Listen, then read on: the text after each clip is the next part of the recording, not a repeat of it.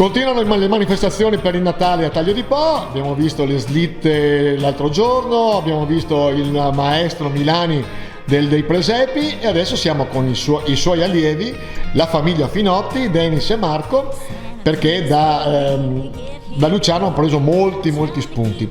E naturalmente chiediamo a Marco cosa avete preparato qua nell'ex sede Acli in piazza Venezia a Taglio di Po.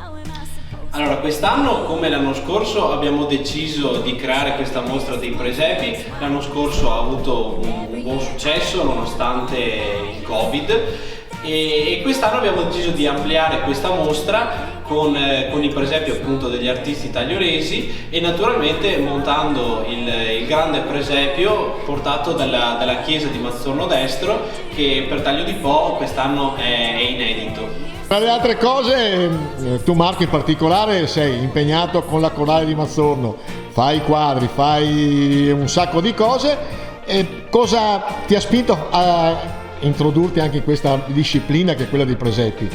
Beh, sicuramente sono convinto che l'arte vale a 360 gradi e quindi un artista sicuramente deve essere appassionato alla musica come all'arte. E Taglio di Po appunto ha parecchie potenzialità per quanto riguarda sia la musica, Taglio di Po paese della musica e dei cori, e questa mia insomma vena artistica si è spinta anche qualche anno fa, quando appunto vedevo i presepi nella chiesa di Taglio di Po costruiti da Luciano, e in qualche modo mi ha invogliato e quindi sono entrato nel volere insomma approdare anche in quest'arte. Luciano, l'ultima domanda la faccio a te. Abbiamo visto le tue opere. Marco è un tuo degno allievo?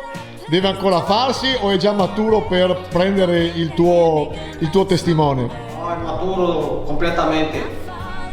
E quindi per vedere questa mostra, orari?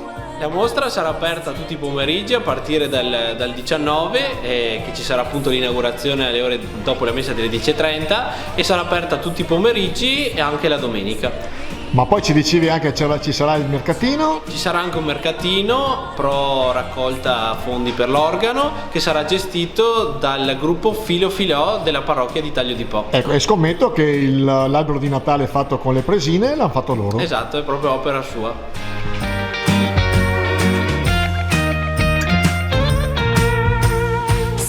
Please hurry, get here quick. I'm trying to keep my name off the naughty list, but every time I turn around, there he is.